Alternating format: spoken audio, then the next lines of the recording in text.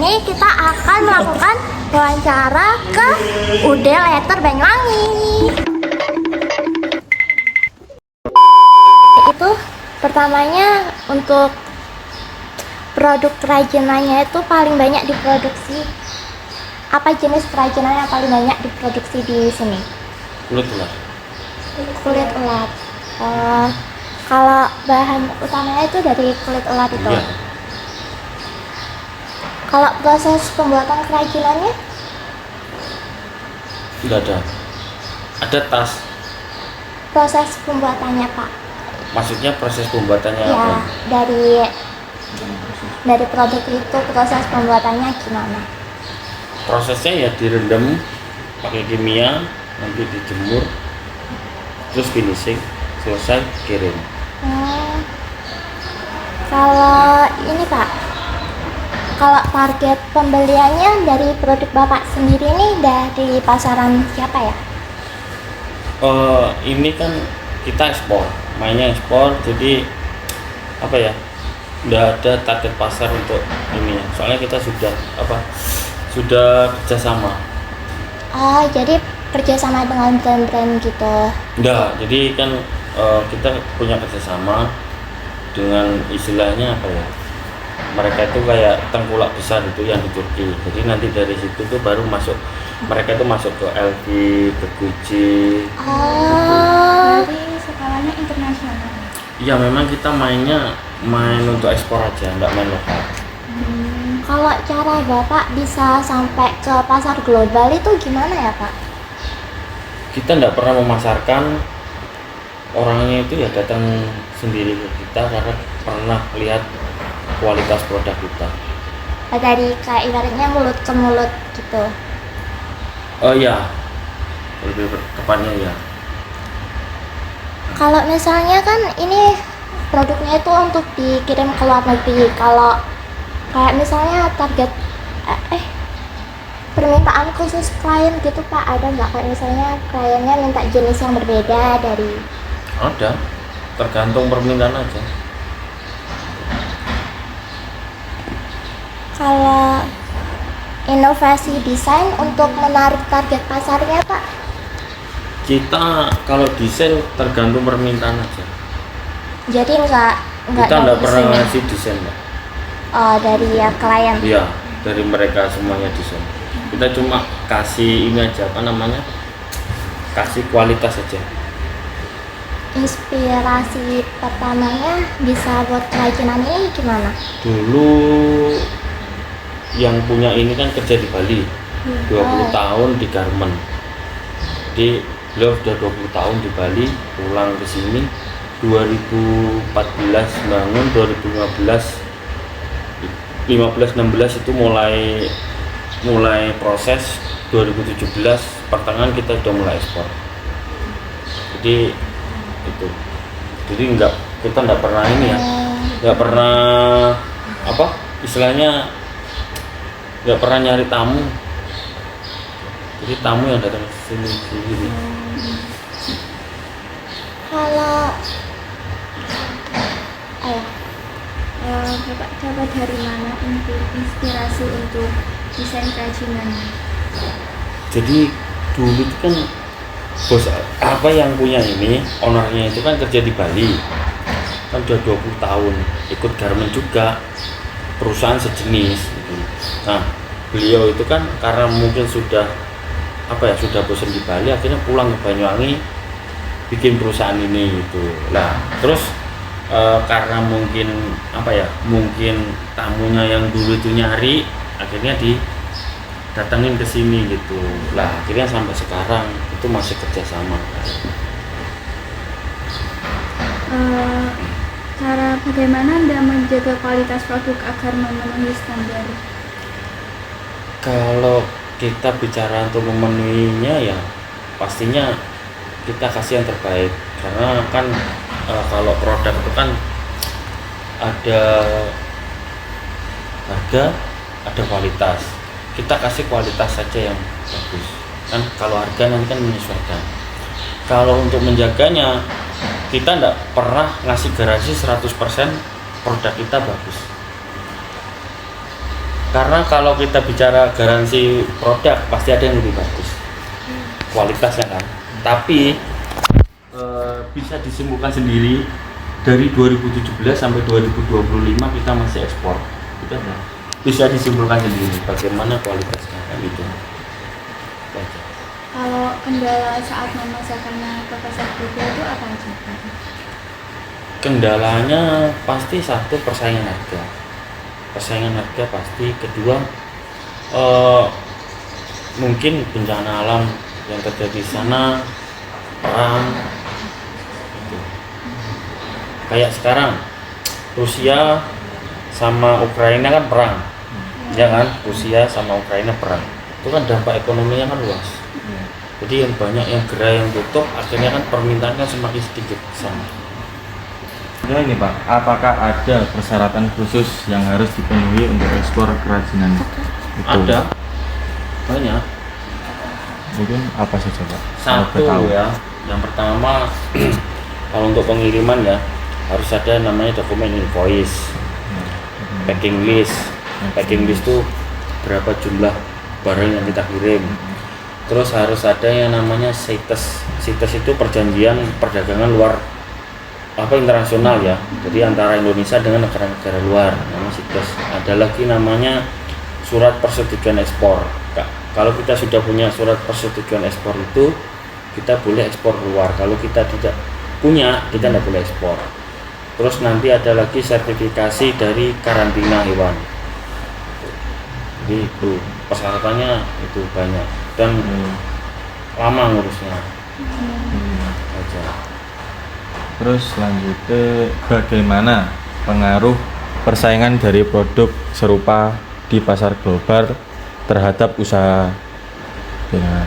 Kalau pengaruhnya sih ya ini ya apa namanya cuma persaingan harga aja. Persaingan. Ya kalau banyak yang jual lebih murah itu kan akhirnya kan si pembeli itu kan ini apa belok ke yang harganya murah itu. Cuma kan kalau yang pembeli yang udah lama kan mereka nyari kualitas. Nah benar. Bukan masalah harga. Kalau harganya murah tapi kualitasnya jelek kan sama aja. Yang dicari kan kualitas.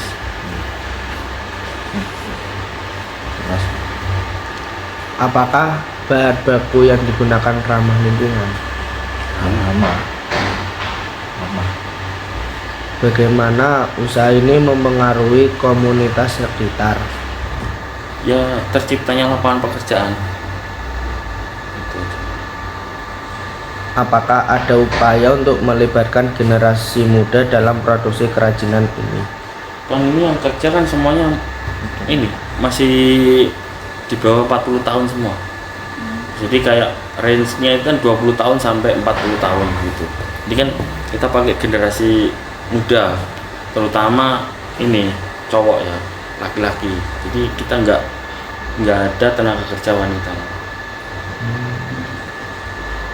Apakah Anda bekerja sama dengan distributor atau agen untuk memasarkan produk ke luar negeri? Nggak ada. Enggak. Bagaimana Anda menjalin hubungan dengan pembeli internasional? Kita ini kan kalau menjalin sih kita kan ini apa ya, karena MOU tadi perjanjian. Jadi kayak perjanjian kan ada yang 1 tahun, ada yang 2 tahun gitu. Jadi nanti misalkan perjanjiannya 1 tahun, itu mereka tuh mintanya barang berapa, nilainya berapa, kurun waktunya pengiriman tuh berapa kali itu biasanya. Kemudian Terus apakah Anda pernah mengikuti pameran atau bazar internasional? Pernah Pernah. Pengaruh terhadap usaha Anda itu apa ya? Iya pengaruhnya ya banyak banyak pembeli baru datang. Terus apakah memanfaatkan platform digital atau media sosial untuk mempromosikan kerajinan? Selama ini kita nggak pernah pakai platform digital. Mungkin untuk Instagram itu aja kita cuma upload sampel aja di situ. Kalau untuk selama ini pemasarannya kita nggak pernah lewat platform. Paling ya di Instagram itu nanti banyak yang ini ya, istilahnya ya kayak apa ya, 60-40 lah, 40% tuh platform itu. Jadi kalau saya rasa sih karena kita ndak jualan lokal ya, untuk platform kita sih ndak ada ini ya, nggak ada apa ya, istilahnya perubahan signifikan gitu. Jadi kayak marketplace, kayak TikTok, kayak Shopee, kayak Tokopedia, kita nggak pernah jualan di situ karena market kita bukan di situ, karena kita sudah punya market sendiri. Bagaimana peran e-commerce dalam membantu penjualan ke pasar global? Kalau selama ini kita juga nggak pernah ini ya, nggak pernah pakai e-commerce juga buat untuk yang luar negeri. Paling kebanyak ya 40-60 tadi. Jadi kayak ini si buyer baru ini kan mereka lihatnya itu kan di platform digital kita kan ada 2, website sama Instagram. Paling mereka itu tahunya satu dari website, dari Instagram, terus sama yang ketiga aplikasi yang di Kementerian Perdagangan itu kita sudah masuk sana, jadi kita sudah jadi member juga, jadi semua negara bisa akses kualitas produk. Karena selama ini pun kita ya sudah jadi rebutan, istilahnya rebutan itu banyak tamu yang sudah banyak sini, entah itu lewat email, entah itu lewat WhatsApp, entah itu lewat telepon, itu mereka datang ke sini. Jadi WA, email itu mereka tanya, kamu bisa kirim berapa, aku bisa ndak beli di tempat kamu. Jadi mereka menawarkan range harga yang tinggi dari buyer kita yang sudah MOU tadi. Misalkan yang dari bayarnya yang pertama ya 100, katakanlah harganya 100. Mereka itu yang baru itu bisa ngasih yang harga 150, 200, bahkan 250 gitu. Jadi memang kalau kita ndak pernah ini ya, istilahnya itu kita jual kualitas saja. Kalau kualitas kita sudah jaga, bisa menjual, harga kan mengikuti si pembeli itu kan nanti nurut apa kata kita kan. Kita yang punya barang, katakanlah saya mau jual 400, 500, ya mereka beli karena tahu kualitas kita. Bagaimana Bapak mempersiapkan menghadapi dari perubahan tren di pasar global? Kalau yang menghadapi tren itu ya paling ini Mbak, apa ya namanya, kita ngikutin apa ya, ngikutin ketentuannya mereka. Jadi kita sharing sama mereka di sana itu apa yang sekarang lagi ngetren, lagi booming apa. Kalau di kita sama di mereka kan beda iklim, beda tren kan. Jadi kita ngikutin apa kata mereka, maunya seperti apa. Nanti kita kan di sini kan bisa menganalisis, oh mereka maunya seperti ini, jadi kita bikin seperti apa yang mereka inginkan gitu. Kalau misalkan mereka ya sudah saya ngikutin apa yang ada di Indonesia, ya kita bikin sesuai dengan keinginan kita.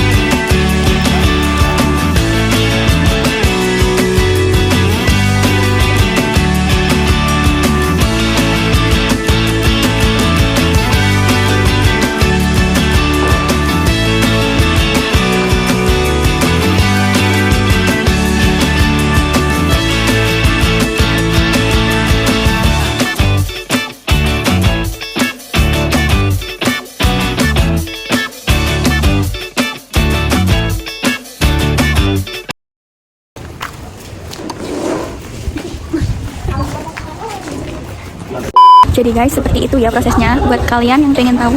Nih. Betul, Pak. Makasih, Pak. Ya. Kemesraan ini Ngejar nggak sekali kelilingnya? Jadi nggak kemesraan. janganlah dapat berlalu. Kemesraan ini